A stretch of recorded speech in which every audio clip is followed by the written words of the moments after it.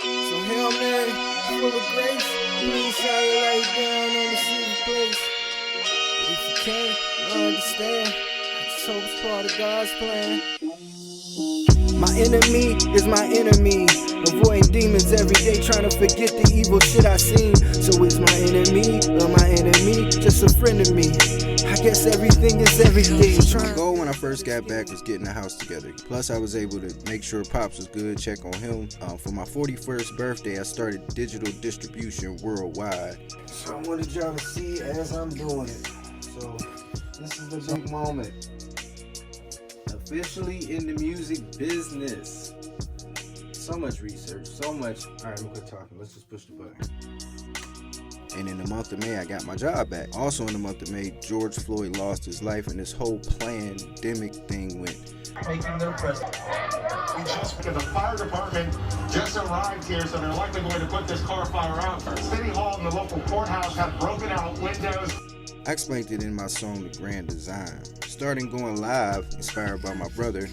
Next thing was Pop's birthday, followed by the Bro reunion in Atlanta, and then we had Thanksgiving weekend with Mom before heading back to Ohio for Christmas and New Year's with Pops. Now keep in mind, from May to November, I created a 3-hour-long film called The 40-Year-Old Rapper. This would be used as marketing material for the music that I released. I'll explain more later. Oh yeah, I also created new music for future projects at this time, while overseeing the deconstruction and reconstruction of my house.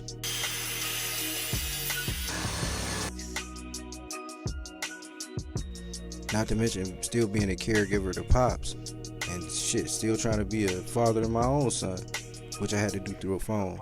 See, at this time, Sean is a grown man and he in jail, right? Which leads us back to the theory of the 40-year-old rapper.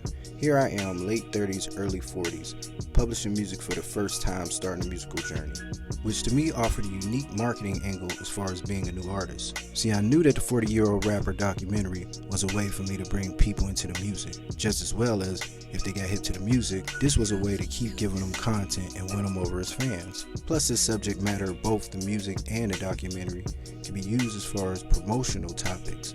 In a podcast called The Chop Up with Willie Wise, leading up to the release date of November 22nd, I was able to use that unique insight of being a 40-year-old rapper when talking on the topic of kids. See, my kids in this situation wasn't babies, but grown-ups. I got a son currently in and out of jail, and I'm trying to parent him through a phone.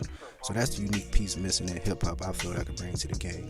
So all of my marketing efforts, creating a vlog, creating micro-content, running ads towards that micro-content, micro-influencers, and even doing interviews, all resulted in more subscribers, more followers, streams, and views across all platforms. Shout out to Willie Wise, he got me hip to StreamYard, which allows me to do more content. I'll explain more later.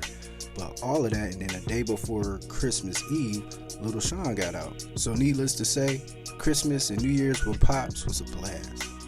Level up, better king, never know the problems that this motherfucker cheddar brings. Build better teams, cut ties, sever strings, cause nigga God gotta rise. This scene killers turning fiends, never know what someone is dealing with till you gotta go to sleep and see their dreams. Cause you can't hide from yourself when you go to sleep. Yeah, they still alive, but a victim. So as we said goodbye to 2020, I mean, there was a lot of bad things that happened, but it wasn't all bad. My saying for 2020 is it ain't all good, but it ain't all bad neither. The roaring 20s came in like a storm. I mean, at the beginning of the year, they stormed the U.S. Capitol. I mean, literally, people died. On a personal side, I found myself sleeping on Pop's couch as a caregiver since Christmas Eve, which led to Joe Rowe coming through. And when I say he came through, I mean the nigga came through. Gave me a break. On the caregiver side, I was able to get my mind right, get a little break. Even gave us a playbook for 2021. On the personal side of the business level, like, yo, this is what we about to do. We also had the opportunity to link up and hit a studio session courtesy of Jermaine. As a bonus, Lil Sean hopped on the track, he killed it. Needless to say, I was inspired. No matter what you were told, you would never get too old. Grind every day, reach new goals. Seek, be bold, master the cheat code, conquer the globe, and sit at home to each his own with no judgment. Part of the roadmap for 2021 was completing the process of fixing the house so it could be comfortable again. Also, how do you make money in this music business? I mean, you got the distribution, what's next? Then at the beginning of February, RAF passed. And this is someone I called my sister since I was 10 years old. It was tough seeing my nieces and nephews like that. Meanwhile, back at the house, the bathroom was finished in about 3 weeks. I even completed the job by putting the paint on the walls myself. All in all, I'm feeling grateful and positive. You know, getting the house back together is something important because I'm trying to let Sean move in and maybe we can get a fresh start now that he's home from jail. And with the help of Joe Rowe helping me get my structure and organization together within my company, now getting back into the studio and focused on music again, maybe this is something I could share with my son. Man, the life of a 40-year-old rapper.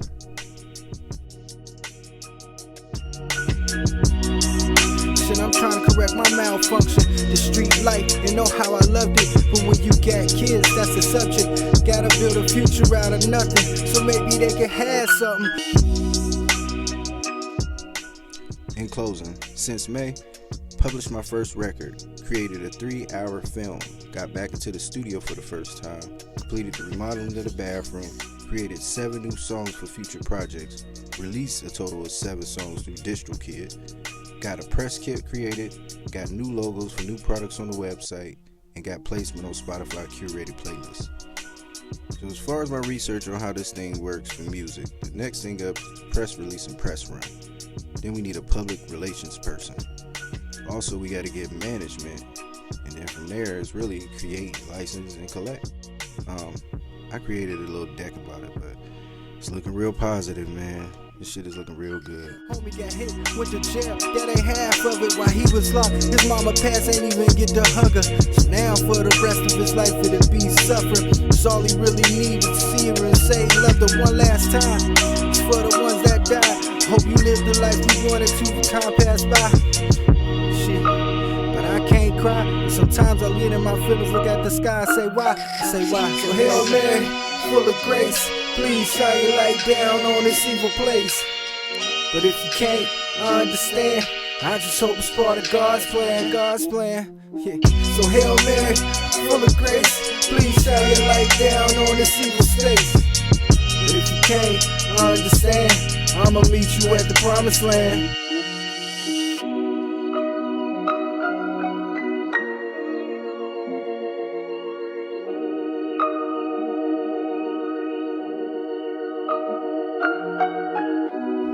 If you're viewing this right now, chances are I'm dead. I mean, it's a daily vlog, so I'm gonna die one day, right? So who knows? This could be the last episode.